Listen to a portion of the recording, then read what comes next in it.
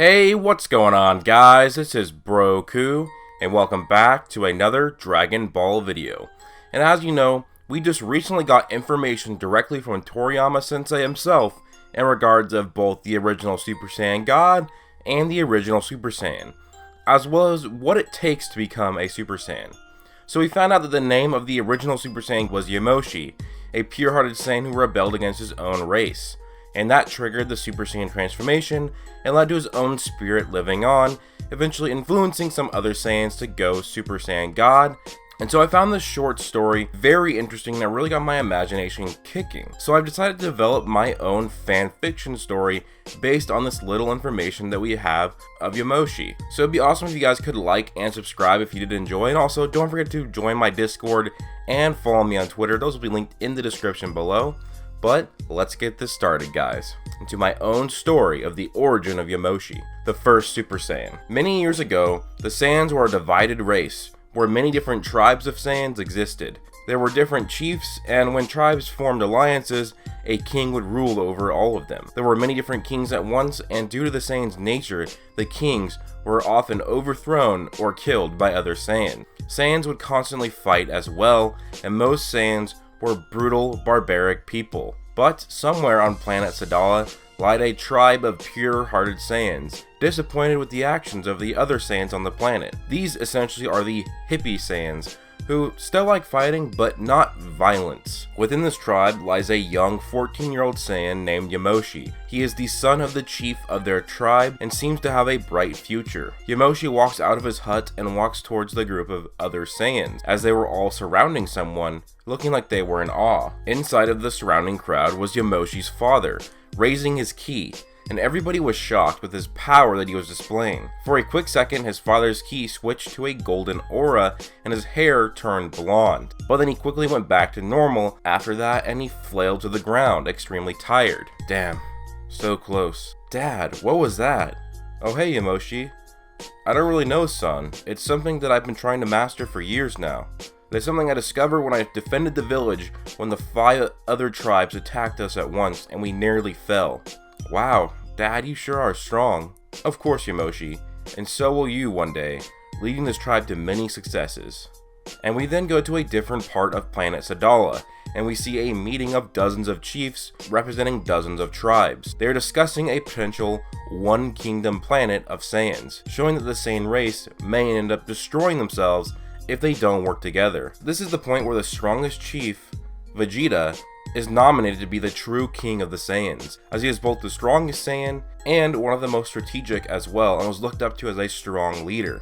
Although the chiefs would keep partial control of their own tribes, the new King Vegeta would have ultimate control of all of the Saiyans on the planet. All hail King Vegeta, the chiefs yell, and kneel towards their new king. Calm down, no need to bow just yet, but our first course of action shall be to take out those putrid peaceful Saiyans. I demand that each of you to send your top 3 warriors to their tribe and take them out. No prisoners, kill them all. They are not true Saiyans. It will be done, my lord. The chiefs yell, and King Vegeta's first Saiyan army is created, and hundreds of elite Saiyans head towards Yamoshi's village. By the way, this is definitely an ancestor of the King Vegeta we've actually seen in the anime. This is not the actual King Vegeta where his son is the Prince Vegeta we know.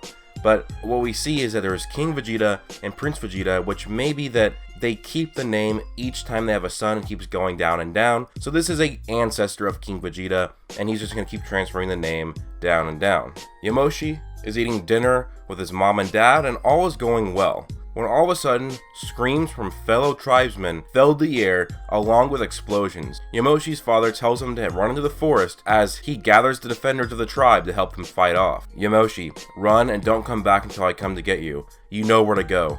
Yamoshi flies as fast as he can to the hideout in the forest, waiting. He waited there for hours and nothing happened. Nobody came for him. He was scared. Did his parents die? Then someone barged into his hideout. He was scared at first, but Yamoshi realized it was one of his father's defenders, and was there to help him. Yamoshi, your father, your mother, I'm sorry. Yamoshi broke into tears, and the defender held him as he sobbed. This guy explained to Yamoshi that the different tribes of the Saiyans had finally decided to unite under one rule, and they decided to take their tribe out since they were not like the other Saiyans. He told Yamoshi that in order to survive, they would need to be able to assimilate into the new Saiyan society. There was nothing else they could do. And Yamoshi at first had a hard time integrating into the Saiyan society.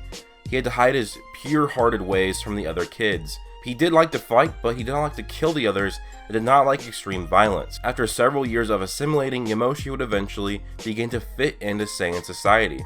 He was a very strong fighter and was well on his way to becoming an elite warrior. After several years of fighting alongside Saiyan squads, he was promoted to that of an elite rank, and was given command of his own Saiyan Commando unit, consisting of 5 other Saiyans. But Yamoshi's squad was different from all the other squads. Yamoshi taught them similar things to what he learned from his own peaceful tribe, and he would constantly sacrifice his own life to protect and save his squad mates. Over the several years of missions, nobody on his team ever died, which was very unlike the other squads, where constantly members would be switched and swapped because they would die all the time. A bond of brotherhood was established between his own squad, and because of their 100% success and survival rate, they quickly rose to become the best squad under King Vegeta's command, likely because of the constant Zenkai boost and the strong bond they formed, and they knew how to fight with each other.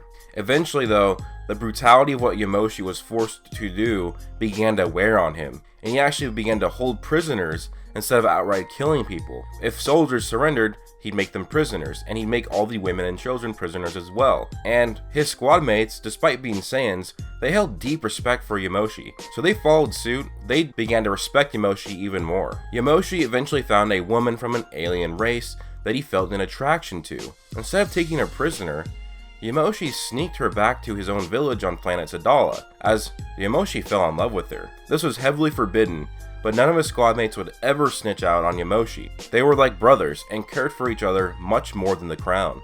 On one of Yamoshi's missions, they had successfully defeated the warriors of a planet, and were marching the prisoners into the spaceships to be flown off the planet, so the Saiyans could sell the planet. But, without warning, all the ships were blown out of the air, all the prisoners were now dead, and Yamoshi was shocked. He turned over, and he saw King Vegeta's personal bodyguard, currently the strongest Saiyan besides the king himself. What the hell was that for? They were innocent people. They didn't deserve to die. Haha. Where is your Saiyan blood, Yamoshi? King Vegeta has found out about what you do with the residents of these planets you take over. You're supposed to be killing them, not making them prisoners and keeping them alive. Ugh. We Saiyans are a brutal race. We are a disgrace upon this galaxy. We are dictators, emperors. We deserve to die. Then why don't you try and kill me, Yamoshi? And Yamoshi flies towards the bodyguard, and Yamoshi is just no match. Yamoshi is technically on this guy's level, but still this guy is a bit stronger, but also Yamoshi is still battle damaged from their war on this planet. And seeing Yamoshi in trouble, his own squad rushes in to help, but Vegeta's bodyguard still easily defeats all of them at once. All of you Saiyans will be reported to the crown and will be executed for your insubordination. As they were all defeated, they could barely move. We need to get back now. They'll search my home, my wife. They'll kill her. The Saiyans found a healing unit on the planet they conquered and got in there. They healed themselves and quickly got in their pods to head back to planet Sadala. They arrived to see themselves surrounded by the Saiyan army. Yamoshi, you were under arrest for insubordination and the crime of harboring an alien. And Yamoshi's wife was revealed to be behind the bodyguard, a look of fear on her face. Yamoshi's emotions running high. Before he could rush in to save her, a ki blast from a distance hit his wife and incinerated her. It was King Vegeta's blast. What a shame. My best squad.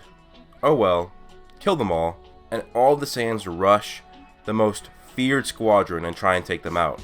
Yamoshi with the Zenkai boost was now able to easily kill Vegeta's top bodyguard, and before he joined the rest of his squad, he actually did this and killed him. Despite them being the most elite group, they were heavily outnumbered. Every few minutes of the fight, one of Yamoshi's squad mates would be killed, but not before killing dozens of Saiyans before their death. Each death giving Yamoshi more motivation. Eventually, it was just Yamoshi left, standing over his last squad mate's still warm body.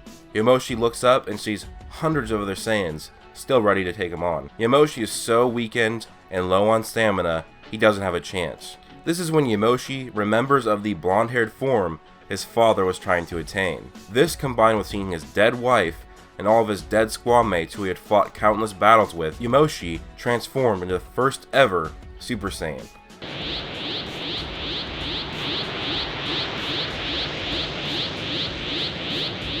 With this amazing power, he defeated many waves of Saiyans that rushed him in, before he would eventually explode with the power, as his body was not strong enough to maintain the transformation just yet. But the will of Yamoshi's spirit was not ready to die, and it roamed around planet Sadala for many years.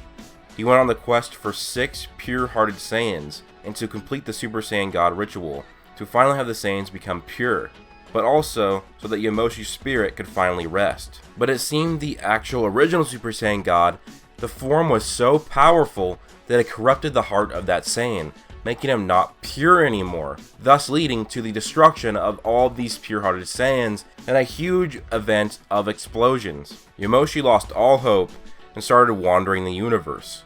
This is where he would meet with a Namekian who would write about the Super Saiyan God and Yamoshi in the Namekian Book of Legends. Flash forward to many years later, during the Battle of the Gods. Goku and his friends would eventually do the Super Saiyan God ritual. Yamoshi's still roaming spirit rushed to Goku, fulfilling the ritual and giving Goku the power of a Super Saiyan God, also satisfying Beerus and thus saving his planet. After the fight, Yamoshi reflected on the Saiyan race. He saw Goku, Vegeta, Gohan, Goten, Trunks, and Videl with a Saiyan baby inside of her. He saw that these were the only remaining Saiyans in the universe, and they were all pure of heart. Yamoshi's spirit finally dissipated, as he could finally rest in peace.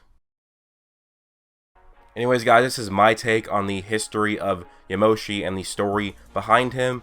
This is of course a fan fiction. I just implemented of what we've learned about him so far and put it in there. But hopefully we get some episodes, maybe a TV special or even a movie on Yamoshi. That would be so awesome, because I really like the story and the potential of what they could do with it. But anyways guys, please do leave a like if you enjoyed. Comment down below, tell me your thoughts, and subscribe if you are new. And also don't forget to turn on the notifications for my channel. And also, join my Discord and follow me on Twitter. And thanks to all my Patreon supporters, Daraj Payton, the awesome guy who only sports Broku on Patreon, and Zach Trotaku. Now those are my Super Saiyan 1s, and thanks to my Super Saiyan 2s, Israel Flores, Mystic Ghoul, Darius, Badass Thug, Griffin Jacob, Sin Overlord, Dutch Gamer Monkey, and Connor Trigg. Thank you guys so much for all the support. It really does mean a lot and helps me out so much.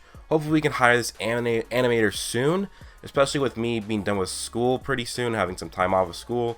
I can work on more videos, and then we'll get this animator and get these awesome fights for my what if videos. But I hope you guys have an amazing day.